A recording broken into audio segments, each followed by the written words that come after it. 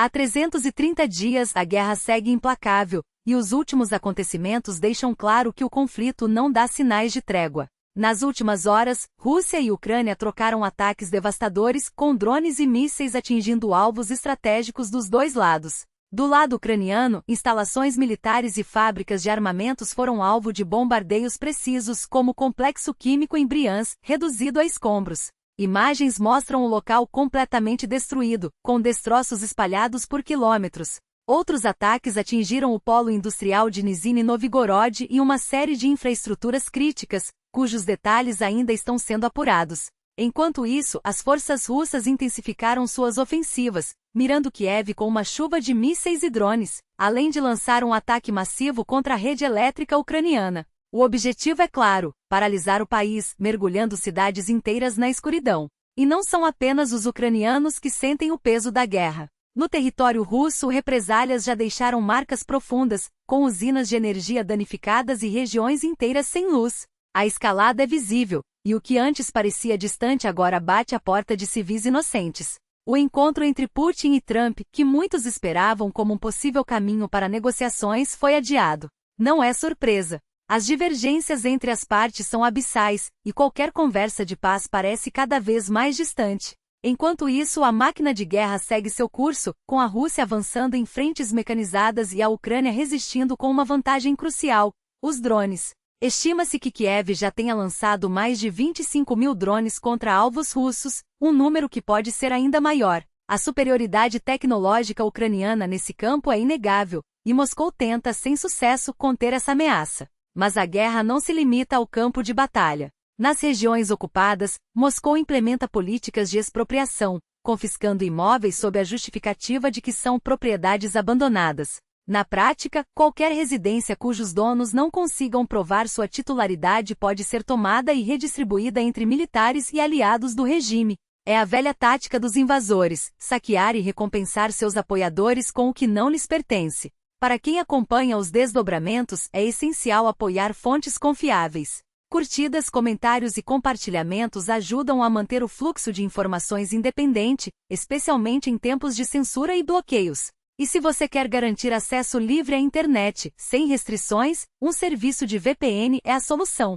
Com ele, é possível contornar bloqueios, assistir a conteúdo sem limitações e manter sua privacidade intacta. A compra é simples, pode ser feita por cartão internacional, via Telegram ou outras plataformas seguras. E não se preocupe, usar VPN na Rússia ainda é legal, embora as autoridades tentem dificultar o acesso. Voltando aos ataques, nas últimas 24 horas, a Ucrânia lançou uma ofensiva coordenada contra alvos russos. Dezenas de mísseis e drones cruzaram a fronteira, incluindo mísseis Neptune projetados para destruir navios, mas adaptados para atingir instalações em terra. Um dos alvos foi novamente o complexo químico de Briansk, que produz componentes para munições e combustíveis de foguetes. Imagens mostram o local em chamas, com explosões que iluminaram a noite. Outro ataque atingiu uma estação de energia em Trubchevsk, deixando a região sem luz e provocando incêndios.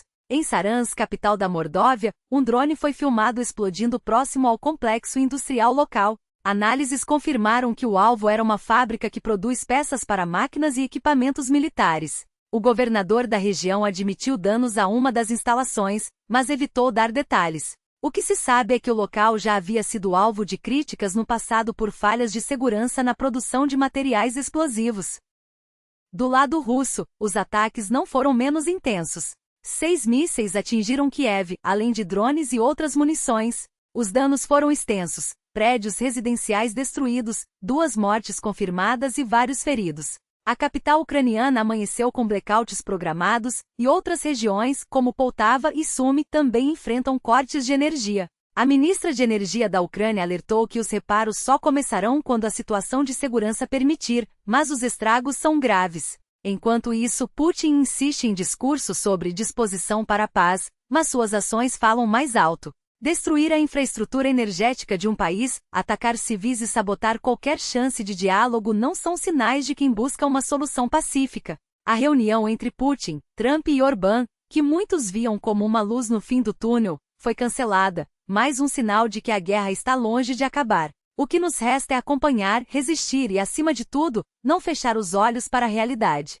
Enquanto isso, Trump deixa claro: não há espaço para encontros vazios.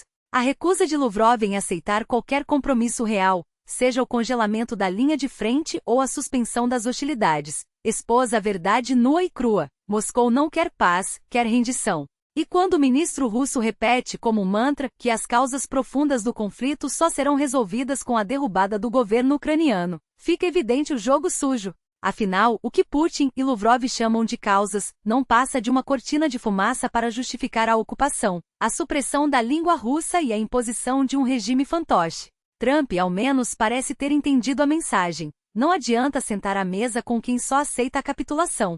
Mas a dúvida persiste. O que os Estados Unidos farão agora? Trump oscila entre a retórica otimista a guerra vai acabar logo e a realidade dos fatos que mostra Putin inflexível. A história se repete. Em Ankara, já se tentou focar nas causas raízes, mas o Kremlin só enxerga uma solução: a submissão total da Ucrânia. E quando Lavrov diz que 20% do território ucraniano permaneceria sob controle de um regime nazista caso a linha de frente fosse congelada, ele não está negociando, está impondo condições. É como se dissesse a Trump: mesmo que você nos entregue o Donbas, a guerra não acaba. Enquanto Zelensky estiver no poder, enquanto a Ucrânia não abrir mão de sua soberania, não haverá trégua. Trump, por sua vez, não é ingênuo. Ele sabe que Putin não cederá um centímetro sem que a Ucrânia seja esmagada. E ao contrário do que muitos esperavam, o ex-presidente não se deixou levar por promessas vazias. Quando questionado sobre a possibilidade de uma reunião, sua resposta foi clara: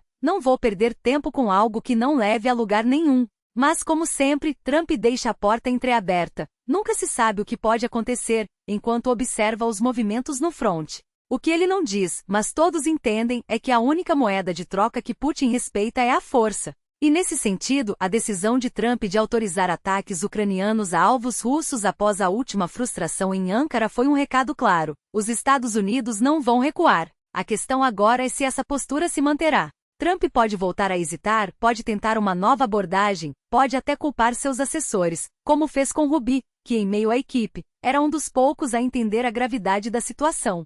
Mas uma coisa é certa: Putin não mudará sua estratégia. Ele conta com o cansaço ocidental, com a divisão interna nos Estados Unidos, com a ilusão de que um acordo é possível sem que a Ucrânia pague o preço. E enquanto isso, a máquina de guerra russa continua a avançar, destruindo cidades, matando civis e testando os limites da resistência ucraniana.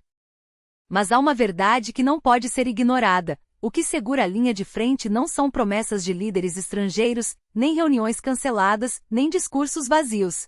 É o sangue, o suor e a determinação dos soldados ucranianos. Eles são a muralha que impede a Rússia de avançar, a barreira que protege milhões de vidas. E é por isso que, mais do que nunca, o apoio à Ucrânia não pode fraquejar. Cada drone abatido, cada míssil interceptado, cada defesa reforçada significa vidas salvas, famílias protegidas, um país que se recusa a cair de joelhos. A campanha de ataques russos contra a infraestrutura energética ucraniana é apenas mais uma tentativa de quebrar o moral da população. Mas, como sempre, a Ucrânia resiste. E enquanto houver quem esteja disposto a lutar, enquanto houver quem acredite na vitória, Putin não terá sua rendição. O que nos resta é fazer a nossa parte, apoiar, resistir e não permitir que a escuridão da indiferença apague a luz da esperança. Porque, no fim das contas, a história não será escrita pelos agressores, mas pelos que se recusaram a se curvar. Que seus interesses imediatos, não de uma mudança de postura genuína. O que vemos é um jogo de cena calculado, onde cada movimento é pensado para maximizar vantagens políticas e econômicas,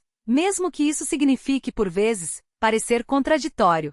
Mas aqui está a verdade nua e crua. Enquanto Trump brinca de diplomacia de palanque, a Europa finalmente acordou para uma realidade que não pode mais ignorar. A guerra na Ucrânia não é um conflito distante, um problema alheio. É uma ferida aberta no coração do continente, uma ameaça que se alastra como fogo em palha seca, consumindo recursos, vidas e a própria estabilidade que tantos deram por garantida. E é por isso que o plano de 12 pontos apresentado pelos europeus não é apenas um documento, é um grito de resistência. Um recado claro de que, desta vez, não haverá mais espaço para hesitações. Não se trata de ceder à Rússia, mas de impor as regras do jogo. Fim dos bombardeios, devolução das crianças sequestradas, negociações sérias sobre territórios, sem reconhecimento forçado, sem chantagens. E, acima de tudo, reparações. Porque uma guerra não termina quando as armas se calam, mas quando a justiça é feita. E a justiça, neste caso, tem nome: 300 bilhões de euros em ativos russos congelados, prontos para serem convertidos em esperança concreta para a Ucrânia. A Bélgica, antes relutante, agora lidera essa virada histórica. Não por altruísmo, mas por sobrevivência. Porque quando a maior potência do mundo vira as costas, quando o apoio militar se torna incerto e as promessas se dissolvem no vento, só resta uma saída: agir. E agir rápido. Os detalhes técnicos, os juros, os prazos, os mecanismos de transferência, são apenas isso, detalhes. O que importa é o sinal que isso envia. A Moscou que suas táticas de protelação e intimidação não funcionarão mais. A Kiev que o mundo não a abandonou. E a todos nós que a indiferença não é uma opção. Mas não se enganem, Putin ainda acredita que o tempo está a seu favor, que a fadiga ocidental, as divisões internas e a instabilidade política vão, cedo ou tarde, forçar a Ucrânia a se ajoelhar. É por isso que cada doação, cada palavra de apoio, cada gesto de solidariedade conta. Porque a guerra não se vence apenas no fronte, mas na firmeza de quem se recusa a normalizar o inaceitável, na coragem de quem olha para o futuro e diz: não passaremos. E se há uma lição que essa guerra nos ensinou, é que a história não é escrita pelos mais fortes, mas pelos mais obstinados. Pela Ucrânia que se recusa a cair, pelos aliados que se recusam a recuar, e por cada um de nós que escolheu não desviar o olhar. O caminho à frente é árduo, mas a alternativa, a rendição à escuridão, é impensável. Então respire fundo, porque a luta continua, e a vitória também. A lógica do agressor, porém, revelou-se um bumerangue. Seus próprios atos expuseram a fragilidade de sua narrativa e forçaram a Europa a despertar, não apenas para conter uma ameaça imediata, mas para desmantelar os alicerces de sua impunidade. E aqui reside o ponto crucial: a confiscação dos ativos russos não é uma medida simbólica, mas uma arma estratégica. Cada dólar desviado dos cofres do Kremlin é um míssil a menos nas mãos de Moscou, um drone a menos sobrevoando cidades ucranianas, um salário a menos para os soldados que ocupam terras alheias. A Ucrânia tem capacidade industrial, mas precisa de recursos. E se nesta quinta-feira o mundo finalmente agir? Se os primeiros fundos congelados forem redirecionados para reconstruir o que a guerra destruiu, estaremos diante de um marco histórico. Um golpe cirúrgico na máquina de guerra russa, ironicamente acelerado pela instabilidade de um líder que, embora imprevisível, acabou por expor as fissuras do sistema que jurava defender. Enquanto isso, a Europa arde literalmente. 2 incêndios em refinarias de países que ainda ousam comprar petróleo russo eclodiram no mesmo dia. Na Hungria, as chamas consumiram parte da maior instalação de processamento do país, um complexo que refina o óleo transportado pelo oleoduto Druzhba. Na Romênia, outro fogo atingiu uma unidade de armazenamento, deixando um ferido e um rastro de perguntas sem resposta. Coincidência? Talvez. Mas numa guerra onde cada centímetro de infraestrutura é um campo de batalha, é difícil acreditar em acasos. A Rússia não luta apenas na Ucrânia, ela estende seus tentáculos por todo o continente, sabotando, infiltrando, minando a resistência onde pode. E os tentáculos se movem rápido. Na Polônia, um cidadão ucraniano foi detido sob acusação de preparar atentados a mando de Moscou. Pacotes com explosivos e substâncias químicas, destinados a causar incêndios e explosões em solo ucraniano, foram interceptados pelas autoridades romenas antes de chegarem ao destino.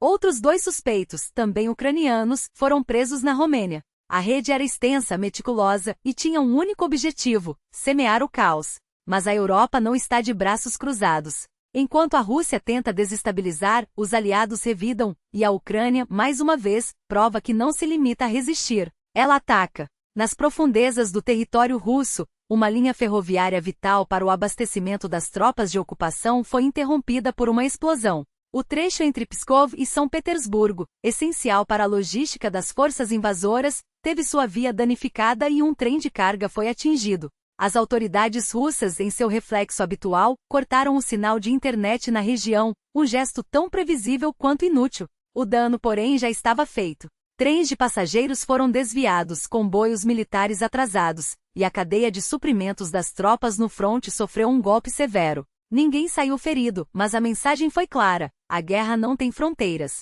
E enquanto Moscou tenta se adaptar, seus próprios erros atraem. Em um episódio quase cômico, se não fosse trágico, a propaganda russa exibiu com orgulho seus novos drones de ataque, apenas para que a Ucrânia os localizasse e destruísse o aeródromo de onde decolavam, minutos após a transmissão. Vocês convidam jornalistas, mostram tudo, E depois se perguntam de onde veio o ataque, ironizou um analista militar russo, constrangido. A lição é simples: a arrogância é o melhor aliado do inimigo. E a Ucrânia, com sua inteligência afiada e capacidade de resposta rápida, não perde uma oportunidade de explorá-la. No fronte, a batalha continua com a mesma intensidade. Em Novopavliva, as forças ucranianas repeliram um ataque em massa de 3 colunas russas, infligindo perdas devastadoras. Os invasores, apinhados em terreno lamacento, tornaram-se alvos fáceis para drones e artilharia. Alguns conseguiram avançar, mas foram dizimados por soldados ucranianos que lutavam com a precisão de quem conhece cada palmo do campo de batalha. Em outro setor, veículos blindados russos, desorientados pela fumaça de granadas de fumaça, colidiram uns com os outros, um espetáculo de incompetência que custou caro ao Kremlin. Ainda assim, a pressão persiste. Em áreas como Maliniva, Pavliva e Kalinov, as tropas russas continuam a lançar ataques, explorando cada brecha. A situação é volátil e os analistas alertam: o inimigo não desistirá, mas a Ucrânia também não. Cada avanço russo é respondido com contra-ataques, cada tentativa de ruptura é contida com determinação. A guerra é uma maratona, não um sprint, e aqueles que resistem até o fim são os que escrevem a história. A pergunta não é se a Ucrânia vencerá, mas quando. E cada dia que passa, cada drone abatido, cada trem descarrilado, cada ativo russo confiscado nos aproxima desse momento. A luta é árdua, mas a vitória é inevitável. Porque quando um povo se recusa a ser conquistado, nem mesmo os exércitos mais poderosos podem detê-lo. A realidade no fronte é um espelho implacável. Cada avanço russo é pago com um preço desproporcional. Cada tentativa de ruptura esbarra em uma muralha de resistência calculada. Os campos de batalha não perdoam ilusões. Enquanto Moscou insiste em táticas do século passado ou colunas blindadas expostas, infantaria em ondas humanas, logística improvisada sob fogo, a Ucrânia transforma cada erro inimigo em uma lição de guerra moderna. Não se trata de sorte. Trata-se de uma vantagem construída com inteligência, tecnologia e uma compreensão clara de que nesta guerra, quem domina o céu domina o chão. Os drones não são apenas ferramentas. São olhos, mãos e punhos de uma estratégia que sufoca o inimigo antes mesmo que ele saiba que está sendo caçado. Quando analistas ocidentais se surpreendem com a capacidade ucraniana de infligir baixas descomunais com ganhos territoriais mínimos, eles ignoram o essencial. A guerra não se mede em quilômetros conquistados, mas em quantos soldados o adversário perde para cada centímetro avançado. E nesse cálculo a matemática é cruel para Moscou. Para cada blindado russo destruído, há um operador de drone ucraniano que já está mirando o próximo alvo. Para cada soldado que consegue se infiltrar em uma aldeia, há uma rede de sensores, artilharia e munição de precisão pronta para transformar aquele ponto em uma armadilha. O que vemos no sul não é apenas uma batalha por território. É uma demonstração prática de como a superioridade tecnológica anula a superioridade numérica. Quando as forças russas tentam um ataque mecanizado, como em Nova Tokmaca ou Novoprokopivka, elas não enfrentam apenas trincheiras e minas. Enfrentam um sistema integrado de defesa que começa a quilômetros de distância. Primeiro, os drones de reconhecimento localizam as colunas. Depois, os drones kamikaze eliminam os veículos de apoio. Por fim, a artilharia e os mísseis de longo alcance destroem o que sobrou. E se por acaso algum grupo de assalto consegue romper as linhas, encontra-se isolado, sem reforços, sem suprimentos, cercado por uma defesa que não cede um palmo de terreno sem lutar por cada casa, cada rua, cada porão. A logística russa, por sua vez, é um pesadelo operacional. Rotas de abastecimento expostas, depósitos concentrados em áreas urbanas, comboios vulneráveis a ataques de drones e sabotagem. Enquanto isso, a Ucrânia otimiza cada recurso, descentraliza suas operações e transforma a proximidade de centros logísticos como Zaporizhia em uma vantagem tática.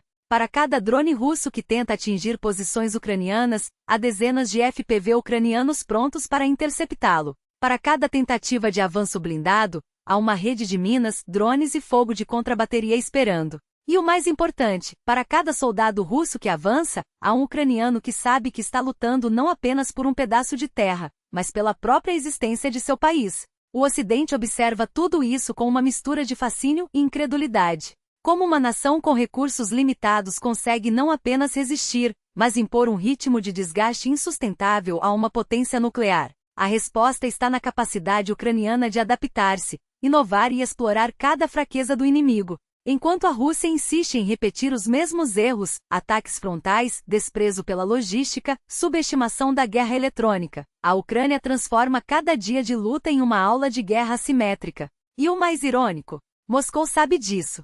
Sabe que seu exército está sendo esfolado vivo, que suas perdas são insustentáveis, que cada vitória tática é, na verdade, um passo em direção ao colapso estratégico. A questão não é se a Ucrânia conseguirá reverter o curso da guerra. A questão é quando Moscou perceberá que não há mais caminho para a vitória, apenas uma derrota lenta, dolorosa e inevitável. Porque enquanto um lado luta por sua sobrevivência, o outro desperdiça vidas e recursos em uma ilusão de poder. E a história já mostrou repetidas vezes que nenhum império resiste à combinação de determinação, inteligência e um povo que se recusa a ser conquistado. A verdade nua e crua é que a guerra moderna não perdoa ilusões. Cada avanço mecanizado, cada coluna blindada lançada sem proteção adequada, transforma-se em um alvo fácil para drones, artilharia de precisão e mísseis antitanque. E quando os números falam, não há espaço para otimismo barato. 900 projéteis podem ser disparados contra uma única formação em questão de horas. Não são tiros perdidos no horizonte, são impactos diretos calculados implacáveis. A matemática é simples, sem blindagem reforçada e sistemas de defesa eletrônica ativos, qualquer ofensiva se converte em um massacre previsível. Mas a Rússia insiste em repetir os mesmos erros, como se a história não tivesse ensinado nada. Os comandantes sabem, ou deveriam saber, que a guerra de hoje não é mais sobre preservar equipamentos, mas sobre usá-los como ferramentas descartáveis. Tanques e veículos blindados não são troféus a serem guardados. São meios para transportar soldados até o ponto crítico, onde a verdadeira batalha começa. E se esses soldados não conseguem se entrincheirar, se não há cobertura aérea ou suporte logístico, o resultado é sempre o mesmo: metal retorcido, corpos espalhados e territórios que mudam de mãos apenas no papel. Enquanto isso, os críticos de poltrona continuam a vociferar, exigindo mais avanços, como se a guerra fosse um jogo de estratégia em uma tela. Esquecem-se de que cada metro conquistado custa vidas, que cada ordem de ataque é um cálculo frio entre o possível e o suicídio tático. A Ucrânia, por sua vez, não está parada. Ela se adapta, recua quando necessário, usa o terreno a seu favor e transforma cada vila em uma armadilha. E quando as forças russas finalmente conseguem tomar um povoado, descobrem que o preço foi alto demais, porque o inimigo já se reorganizou a poucos quilômetros dali, pronto para contra-atacar com drones e artilharia. A realidade no fronte norte de Kharkiv é ainda mais sombria. As chuvas transformaram o solo em um pântano, os drones ucranianos dominam o céu, e cada movimento é observado, calculado, explodido. Não há heroísmo em enviar homens para a morte em condições assim, há apenas negligência. E enquanto Moscou insiste em avançar, a Ucrânia fortalece suas defesas, sabendo que o tempo joga a seu favor. Porque guerras não são vencidas apenas com números, mas com inteligência, resiliência e a capacidade de aprender com os próprios erros. E quando os erros se acumulam, as consequências são inevitáveis. Como no caso do coronel Alexei Plizov, cuja morte expôs não apenas as falhas táticas, mas a podridão sistêmica que corrói o comando russo. Plizov não morreu em combate, ele foi vítima de um sistema que prefere silenciar dissidências a admitir fracassos. Um sistema onde generais mentem sobre o controle de territórios, onde comandantes são pressionados a cumprir ordens impossíveis, e onde a verdade é o primeiro alvo a ser abatido. Sua viúva Yulia sabe disso. Ela viu o marido definhar sob o peso de relatórios falsificados, de promessas vazias, de uma máquina de guerra que devora seus próprios soldados. E as histórias se repetem como um pesadelo sem fim. Famílias inteiras destruídas, filhos enviados para a morte em nome de uma causa que já perdeu o sentido. Como a de Svetlana de Donetsk, que enterrou um filho, perdeu outro desaparecido e agora vê o terceiro ser arrastado de volta ao fronte, mesmo ferido.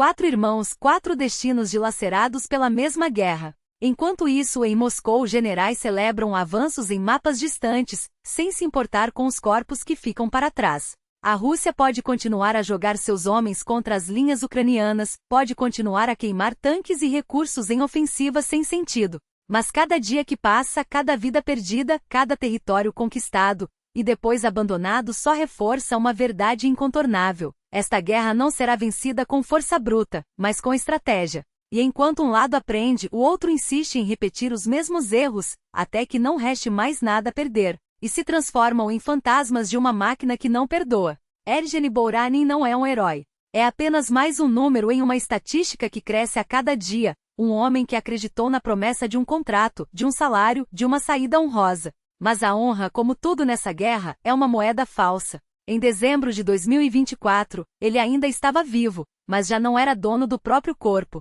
Os médicos do Donbas não removeram os estilhaços que o paralisaram, apenas o drogaram o suficiente para que não gritasse. Agora, o exército devolveu a ativa, como se um homem em uma cadeira de rodas pudesse marchar para a morte. Eles chamam isso de simulação. Ele chama de sobrevivência. E enquanto isso, a burocracia militar joga com sua vida como se fosse um peão descartável. Suas pernas não são de ferro, ameaçam, mas nossos porões são escuros. A mensagem é clara: na Rússia, até os inválidos são inimigos do Estado. A mesma lógica se aplica aos criminosos que trocam a prisão por um fuzil. O sistema não se redime, apenas os recicla. Em 2024, os tribunais russos suspenderam mais de 25 mil processos criminais, porque os réus assinaram contratos com o Ministério da Defesa. Em 2019, eram apenas 14 mil. A matemática é simples. Quanto mais a guerra se arrasta, mais o Estado precisa de corpos, e mais ele está disposto a perdoar. Assassinos, estelionatários, traficantes, todos têm uma segunda chance, desde que estejam dispostos a morrer por uma causa que não é deles. Um homem rouba 300 milhões de rublos, compra sua liberdade com um contrato, e depois paga ao comandante para ficar no retaguarda. Outro, como Alexei Alibin, comandante da 144ª Brigada, engana dezenas de veteranos, rouba suas economias e foge para o território ocupado, onde vive impune, condecorado, enquanto suas vítimas apodrecem em trincheiras. A justiça não existe. Existe apenas a guerra, e a guerra não faz perguntas. O que isso diz sobre um país onde até os ladrões têm mais valor do que os cidadãos comuns? Diz que a lei é um teatro, e o palco está montado para uma única peça, a da impunidade. Criminosos viram soldados, soldados viram criminosos, e no meio disso tudo, o Estado lava as mãos, como se a culpa fosse dos homens que caem nas armadilhas, e não daqueles que as armam. Mas há uma verdade que nenhum decreto militar pode apagar. Quando um sistema premia o banditismo e castiga a honestidade, ele já está condenado. E aqueles que aplaudiram essa decadência, os que chamaram de traidores, quem ousava questionar, os que aplaudiram a perseguição aos opositores, os que alimentaram o monstro com ódio e mentiras, agora colhem o que plantaram. Seus filhos estão nas trincheiras. Seus nomes estão nas listas de desaparecidos. E quando a conta chegar, não haverá contratos nem porões escuros para salvá-los. A única saída é não entrar no jogo. Desertar não é covardia, é lucidez. Cada homem que foge, cada processo que não é suspenso, cada criminoso que não escapa da prisão é uma derrota para essa máquina de moer gente. Porque no fim, a Rússia não está lutando contra a Ucrânia. Está lutando contra si mesma e perdendo. E quando a poeira baixar, não serão as medalhas ou os discursos que restarão. Serão os corpos. Os mutilados. Os esquecidos. E a pergunta que ninguém ousará responder: valeu a pena? A máquina não se contenta em devorar vidas no fronte, ela precisa devorar também o que resta delas. Casas abandonadas, documentos perdidos, famílias desaparecidas, tudo vira presa fácil para o Estado que se alimenta do caos. Sob o pretexto de regularizar propriedades, o que se faz é oficializar o roubo. Apartamentos sem donos ou cujos donos foram expulsos, mortos ou silenciados, serão entregues a heróis de guerra, militares, burocratas.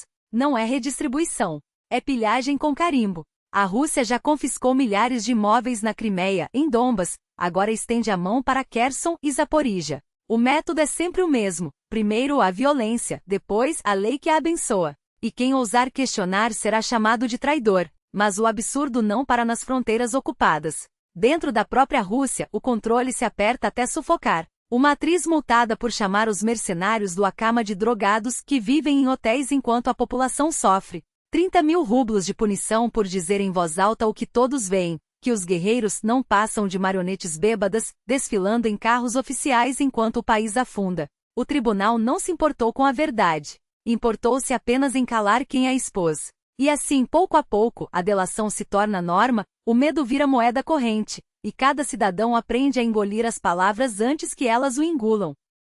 A guerra não é só lá fora.